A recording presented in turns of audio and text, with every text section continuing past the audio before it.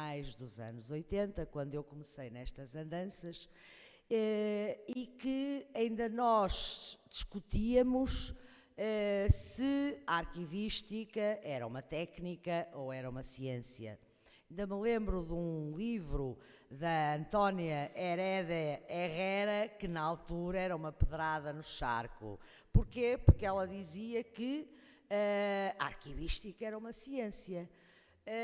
Então nós começamos a estudar os princípios da arquivística, o objeto, o método, a linguagem para fazer da arquivística uma ciência. Eis senão que, em junho de 1999, estes dois senhores que aqui estão, mais um senhor que cá não está e uma senhora, resolveram lançar esta obra, que nós estamos aqui a comemorar os 20 anos, faltam 3 meses, ela foi lançada em junho de 1999, faltam cerca de 3 meses para os 20 anos da obra. Então, eu iria fazer 3 perguntas.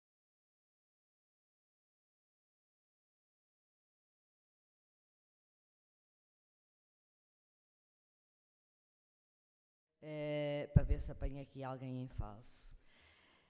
A primeira pergunta é: como é que surgiu a ideia de fazer este livro no final dos loucos anos 90? E começaria, obviamente, pelo meu lado esquerdo, pela doutora Fernanda Ribeiro.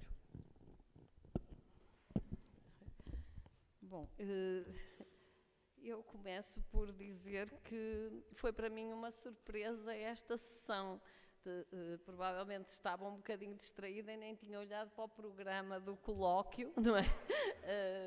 A doutora Beatriz tinha-me convidado já há algum tempo e eu disse que sim, mas enfim, no meio de múltiplos afazeres, confesso que só ontem é que olhei para o programa para ver em que painel é que me encaixava e de repente vi uma referência a esta sessão e fiquei surpreendida, porque no fundo passaram 20 anos, não é? O livro está completamente no passado, já fizemos tanta coisa depois disto que tinha caído um pouco no esquecimento. Mas agora a pergunta concreta era: como é que surgiu a ideia? Bom, do que me lembro, éramos os 4 na altura professores nos cursos então de especialização em ciências documentais e enfim, a natural necessidade de quem ensina ter bases teóricas fundamentadoras para aquilo que ensinava levou-nos muito a refletir sobre a área em que trabalhávamos, a necessidade de transmitir aos nossos alunos, na altura, conhecimentos fundamentados de um ponto de vista científico, portanto não estávamos num curso prático, estávamos na universidade, naturalmente, portanto não se tratava de transmitir uma receita e uma técnica de ensinar a fazer alguma coisa, era sobretudo produção de conhecimento e acho que era isso que nos preocupava e, enfim, dentro desta ideia foi sobretudo um processo de reflexão, foi uma reflexão longa, porque o livro saiu, ficou pronto em 98, foi lançado em 99, mas começou em 93. Portanto, demorou bastante tempo, porque nós também não fazíamos só isto, não estávamos a fazer o livro, né? Tínhamos muitas outras atividades. Eu, ao mesmo tempo, fiz o meu doutoramento e dirigi um projeto do Arquivo da Universidade do Porto, que tinha uma equipa com 20 pessoas a trabalhar, portanto foram várias coisas ao mesmo tempo e foi um aprofundamento natural, não é? Porque eu acho que quando começámos não fazíamos a mínima ideia que íamos fazer o que fizemos, não é?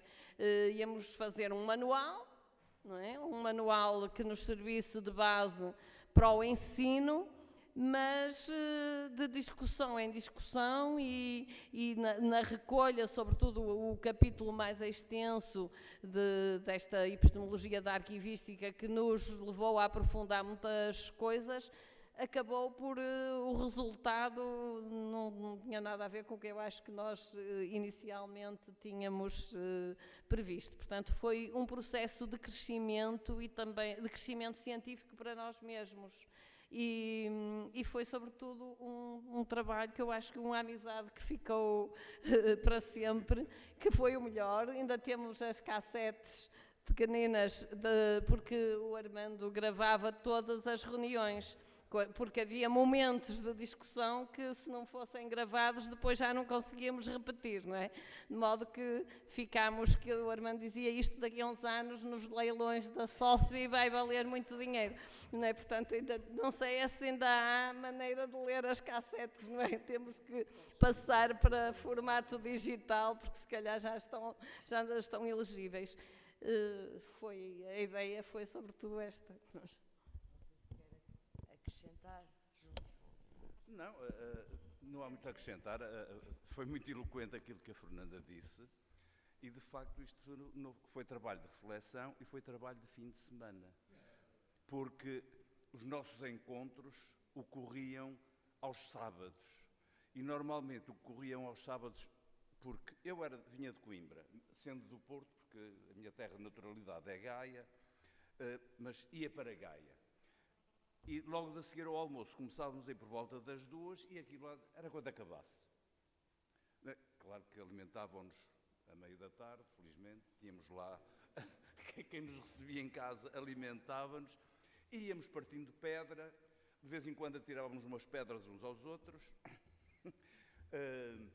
mas sempre na maior das bonomias, evidentemente, e por isso é que o trabalho se alongou, como dizia aqui a Fernanda há pouco, começou em 93, e prolongou-se porque de 15 em 15 dias, no mínimo, e depois havia o trabalho de casa, que fazíamos a troca naturalmente de informação para lermos coisas e fazermos acrescentos, corrigir aqui e acolá, e este foi o trabalho. Mas, de facto, a necessidade, eu estava em Coimbra, o Malheiro já cá tinha passado, não estavas ainda? Ainda cá estavas? Ainda estava em arquivologia, porque o Armando Malheiro é cidadão do mundo, tomando o mundo como o mundo português, como este cantinho, porque forma-se em Braga, tira mestrado em Braga, faz o doutoramento em Braga, vem a Coimbra fazer o curso de bibliotecário arquivista e vai parar no Porto. De modo que estava aqui a dar arquivologia, eu também estava a dar outras cadeiras ligadas a arquivo, mas a Fernanda e o Manuel Real estavam no Porto e, portanto, sentimos essa necessidade e houve esta iniciativa que, há que dizê-lo, partiu muito do Malheiro e da Fernanda, há que dizer isto, é verdadeiro, a verdade é mesmo esta, e nós apanhamos, o Manuel Real e eu, nunca viramos a cara e dizemos, vamos para a frente, vamos para isto, e foi esse o trabalho. O trabalho foi exatamente ao longo de sábados que foram abdicados da família, de todos, para podermos fazer aquilo que apareceu aqui. Enfim, foi uma coisa muito interessante, ficou... Não havia. A FCT acho que ainda não existia na altura. Seria o INIC. Mas cada um, as experiências próprias, naturalmente deslocava-se para podermos fazer este trabalho e para colmatar uma necessidade que era uma necessidade nossa e um dever para com os nossos alunos. Porque aquilo que estava disponível do ponto de vista bibliográfico, que era muita coisa, evidentemente, mas se ia questionando à medida que íamos avançando. E foi um projeto muito interessante, no fim, e foi sobretudo o nascimento, ou o consolidar, foi mais o consolidar do que o nascimento, foi o consolidar de amizade que ainda hoje perdura. Que ainda hoje perdura, sim. Já disseram tudo. Eu só reforçaria uma coisa. Eu, quando ontem fiz a minha intervenção, tive o cuidado de colocar o livro numa linha do tempo e numa certa genealogia, e acho que tenho que repetir que este livro sofreu, entre outras influências, a influência brasileira. Eu gosto sempre disso, não é para ser puxa-saco, como vocês dizem no Brasil, para os colegas e a comunidade brasileira aqui presente, mas é bom, porque até para ajudar a que nós nos estreitemos mais esta cooperação, de que este seminário é também um bom exemplo. Quer dizer, de facto, o texto, o artigo do José Maria Jardim e da Maria Odila influenciou-me a mim, e a Fernanda e todos, porque até o subtítulo reflete isso, né? Essa relação entre a arquivística e a ciência da informação. E eu, antes disso, não tinha nunca até pensado na ciência da informação, e como não estava muito, ainda na altura, muito enfiado na literatura, sobretudo anglo-americana, etc., nem conhecia, não é? E, portanto, isso foi um despertar para um estudo, uma relação, uma abordagem pluri-inter na altura disciplinar, e até depois abrindo para essa transdisciplinaridade que eu falei. Portanto, esse é um lado. De por outro, este livro, eu acho que a Beatriz teve um momento, se teve essa ideia, partiu dela, de fazer esta homenagem.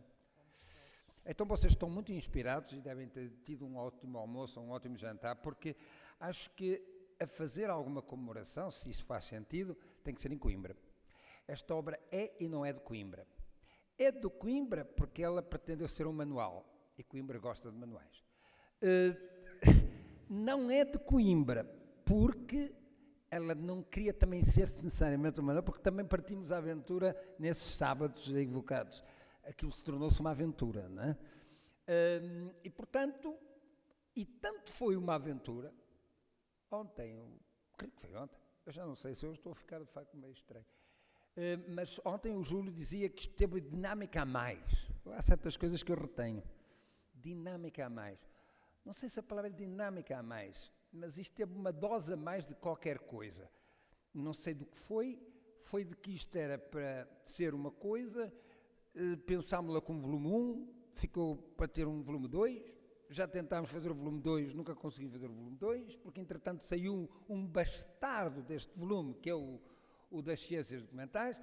Portanto, para se ter filhos normais, saiu um bastardo, que não se pode chamar bastardo, mas não era o número 2 de um número 1, porque o número 1 tinha que ter um número 2, que não o da capa amarela, mas que surgiu logo a seguir.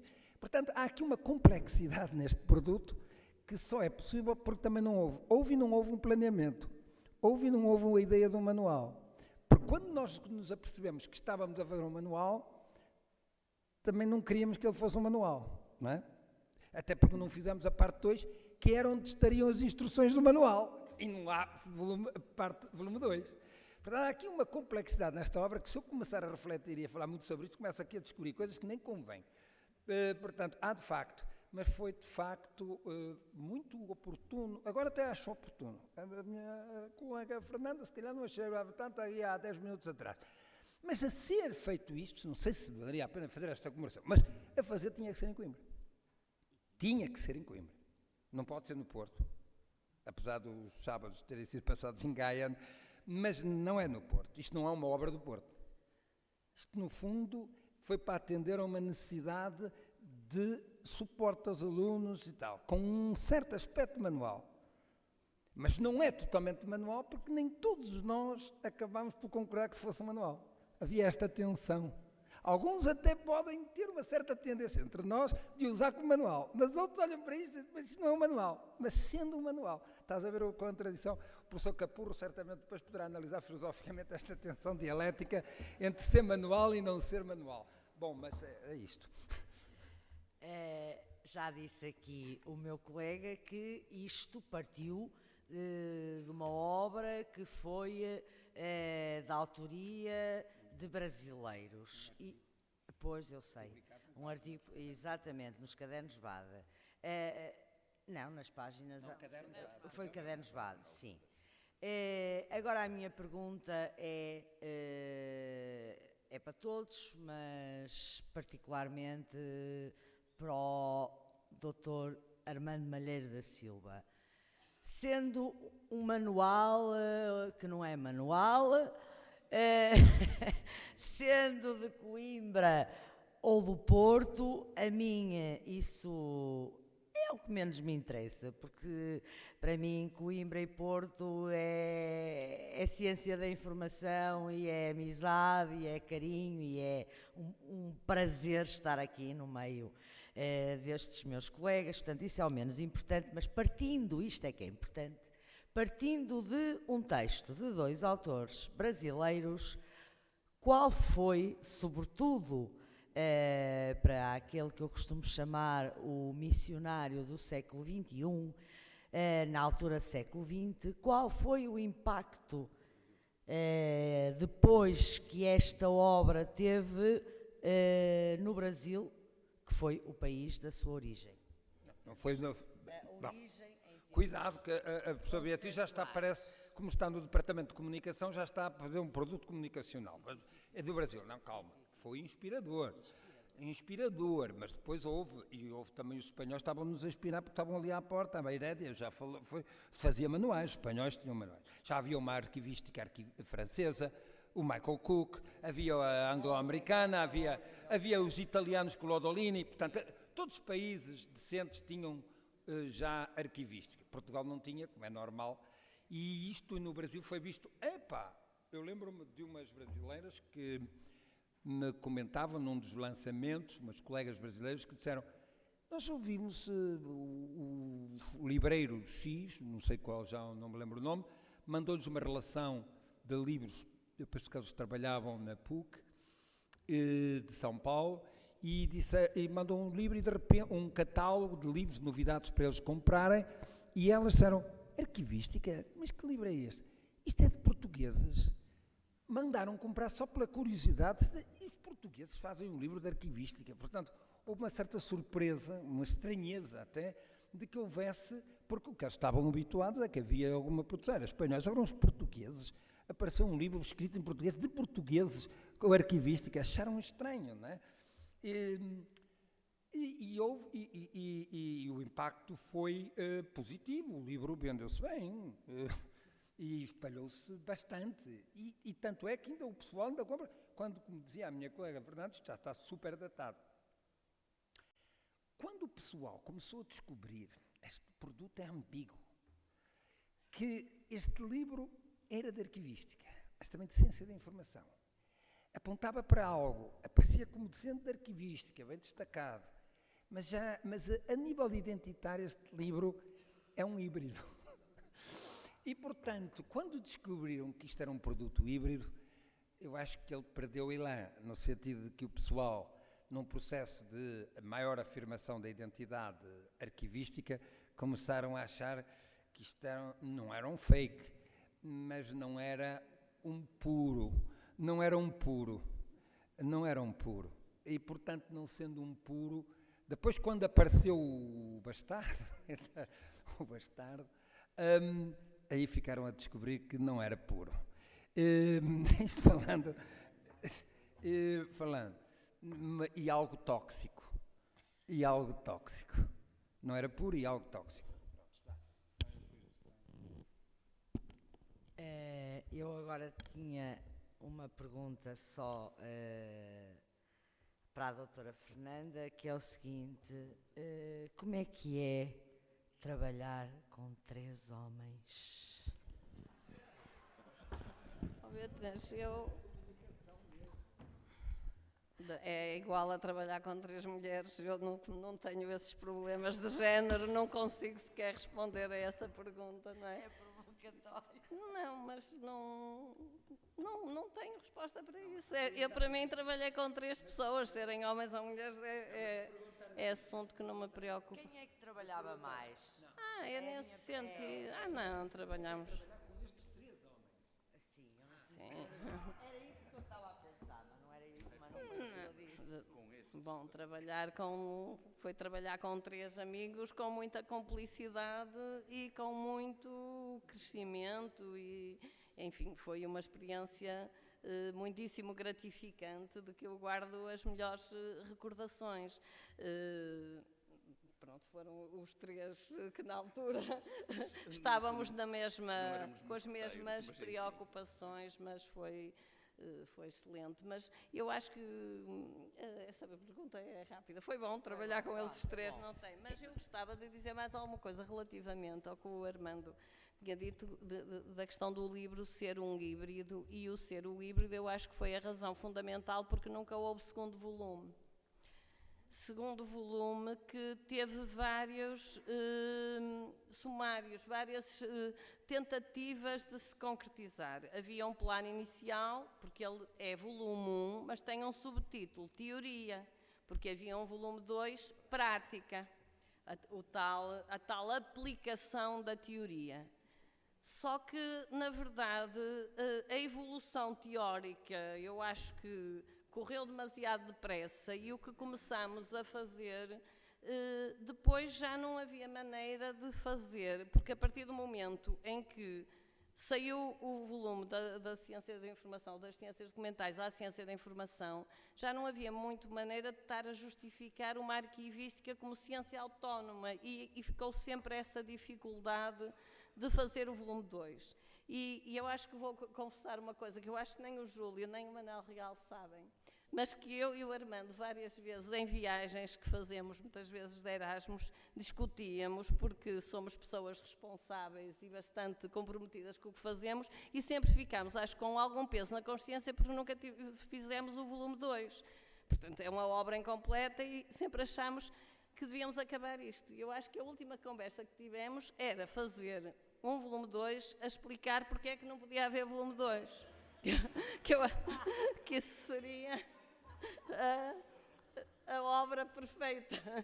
Mas, de facto, não houve ainda tempo para concretizar esse projeto, mas acho que esse plano talvez ainda possa um dia, na nossa reforma, ser escrito. Se me permitem, eu gostava só de dizer agora duas pequenas coisas, e não roubo mais que um minuto ou dois. A primeira era relativamente à necessidade deste livro ser de Coimbra. Eu concordo que este livro seja de Coimbra por um único facto.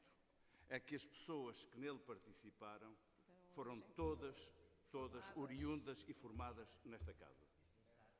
E, portanto, por essa razão é que o Manuel Real em primeira linha, porque era mais velho que nós, depois eu, que sou agora o mais velho de todos nós, o Manuel, dos presentes aqui, e depois a Fernanda e o Armando.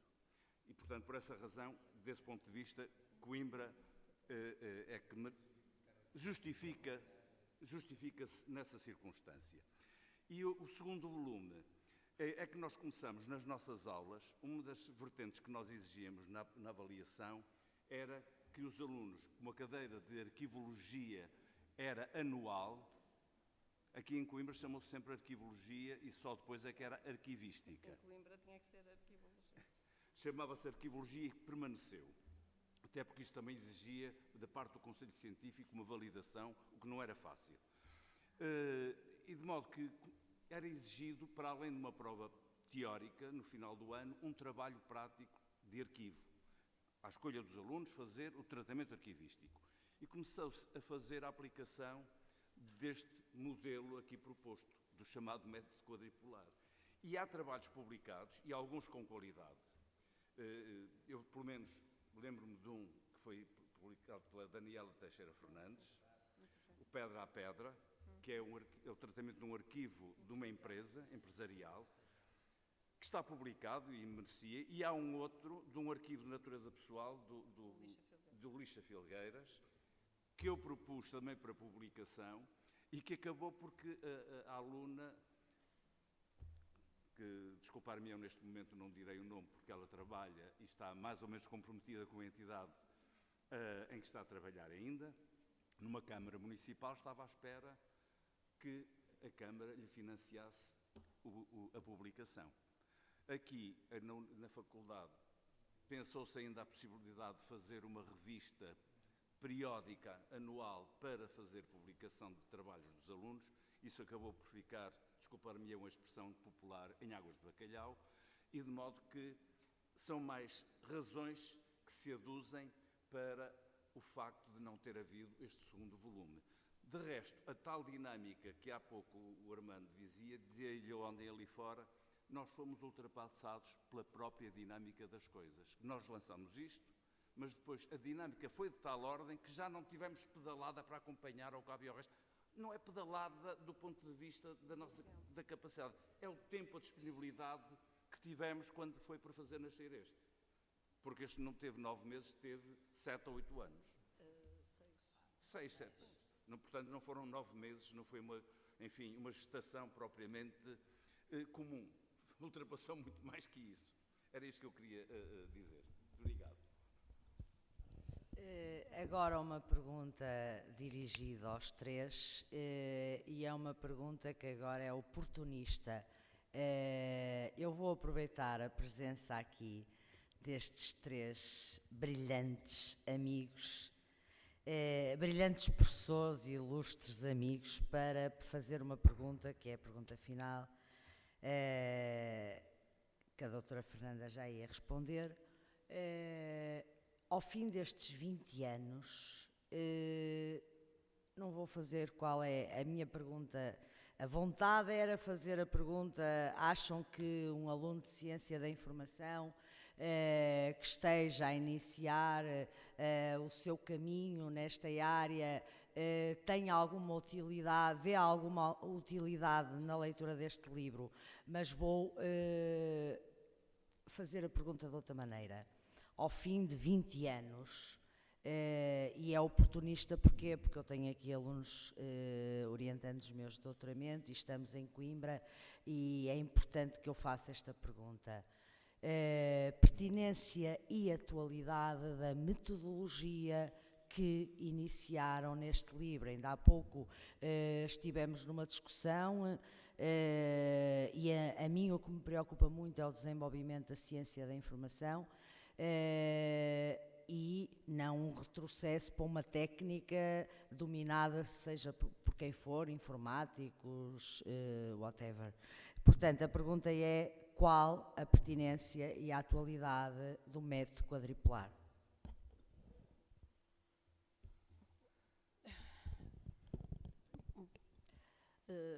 Bom, em ciência não há dogmas, não há trabalho finalizado, há um aprofundamento e um crescimento que resulta, enfim, de abordagens que se vão sucedendo. Eu acho que este livro tem uma parte substancial, que é o capítulo 2, que eu acho que permanece atual, porque é uma revisão, no fundo, é uma certa epistemologia da arquivística que desta forma foi inovadora, não estava feita, e acho que para quem se inicia nesta área é sempre, são fundamentos, é uma base teórica que me parece que permanece válida. As questões da abordagem metodológica, pois eu acho que evoluímos bastante depois deste primeiro trabalho, mais no sentido de aproximar esta área do campo mais vasto das ciências sociais, não é? E desse ponto de vista há uma série de técnicas de pesquisa, há uma visão dos aspectos metodológicos que está hoje mais consolidada, e que o livro apenas lançou as bases, não é? A questão da abordagem quadripolar não foi nada que nós tivéssemos inventado, foi mais uma descoberta ou no fundo, o recuperar de um projeto que vinha dos anos 70, de uns colegas belgas que tinham, sim, e a teoria sistémica também não foi nada que tivéssemos inventado, não é? Foi, no fundo, propostas de aplicação que nos pareceram, aliás, no outro livro das ciências documentais à ciência da informação, há uma parte em que há a explicação de diferentes teorias no campo da ciência da informação, abordagens que têm sido feitas, porque a teoria sistémica é uma, mas há outras abordagens cognitivistas, estruturalistas, etc., que podem ser igualmente testadas. Enfim, adotamos na altura esta por nos parecer que era a que melhor se adequava à perspectiva e à forma como nós víamos os arquivos enquanto sistemas de informação. Portanto, desse ponto de vista, eu penso que a metodologia continua válida, o que não significa que seja a única válida e que seja, enfim, que seja um dogma e que não possa haver, de facto, outras abordagens. Muito rapidamente. Em relação, há um aspecto antes da questão do método, o capítulo 2. O capítulo 2 é um capítulo grande. Este livro tem 2 pequenos capítulos, depois um capítulo 2 que domina o livro. E ele também nos surpreendeu porque nos ultrapassou um bocado também, não é? Porque ele, às vezes, por exemplo, no Brasil, o livro foi muito estimado porque aparecia um bocado como uma história dos arquivos. E não foi para fazer história, cá está sempre esta hibridez ou ambiguidade do livro. Não foi para fazer isso que fizemos o capítulo 2. O capítulo 2 era para justificar um problema epistemológico, que era o problema do objeto desta ciência. Era o arquivo enquanto serviço, aquilo que eu fiz na intervenção de ontem, talvez agora entendam melhor se conseguirem, a minha intervenção de ontem, que é continente-conteúdo. Trabalhamos o continente ou fazemos uma abordagem científica do continente, do espaço físico, ou do invólucro, ou do serviço que custodia a informação, ou é a informação que é custodiada nesse serviço, que é o objeto científico mais central da ciência. E para fazer isso fomos destruir um bocado uma certa mitologia, não é? Como a mitologia da biblioteca já existia em Alexandria, por exemplo, a biblioteca de Alexandria era a biblioteca do século XVIII. No fundo, fomos-nos deparando com os anacronismos.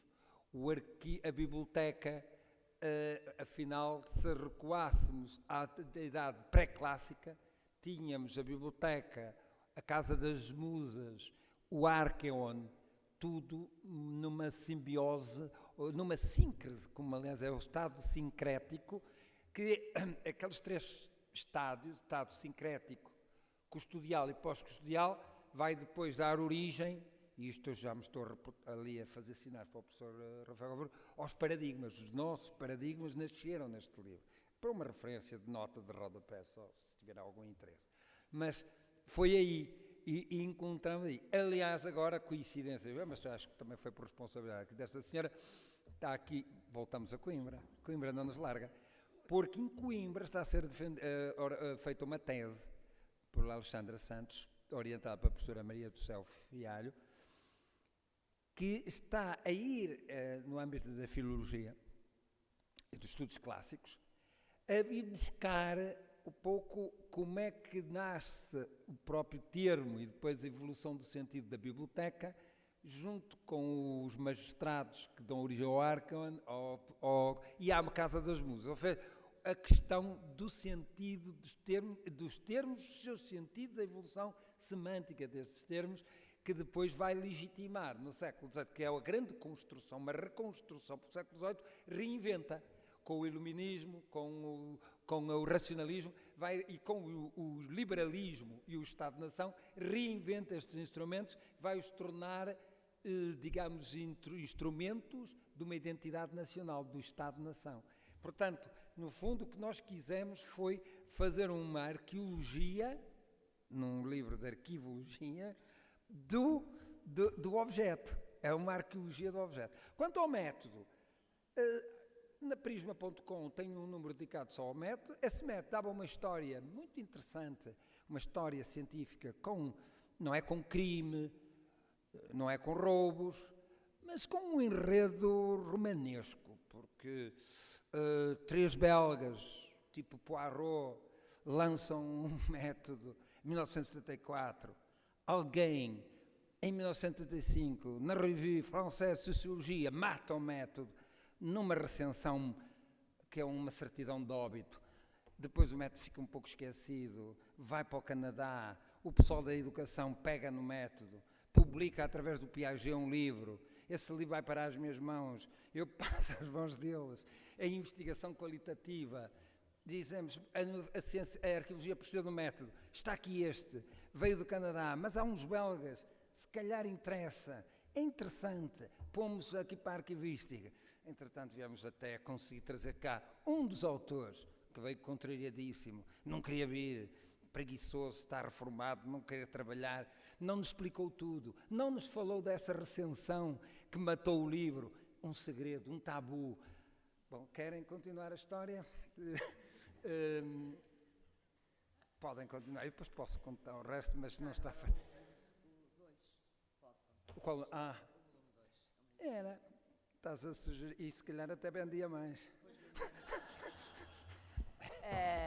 Eu não sei, eu até tenho receio de perguntar, se querem fazer alguma pergunta, perdoem-me a redundância, julgo que não, isto é uma pergunta viciada. Eu quero agradecer do fundo do coração a vossa presença e dizer-vos o meu muito obrigada por estarem aqui presentes e as melhoras para a mãe do Dr. Manel Real. Muito obrigada. Tá, exatamente. Muito obrigada, professor Manel Real, que aprendi consigo tudo aquilo que hoje ensino aos meus alunos ao nível da gestão de arquivos na altura. Muito obrigada.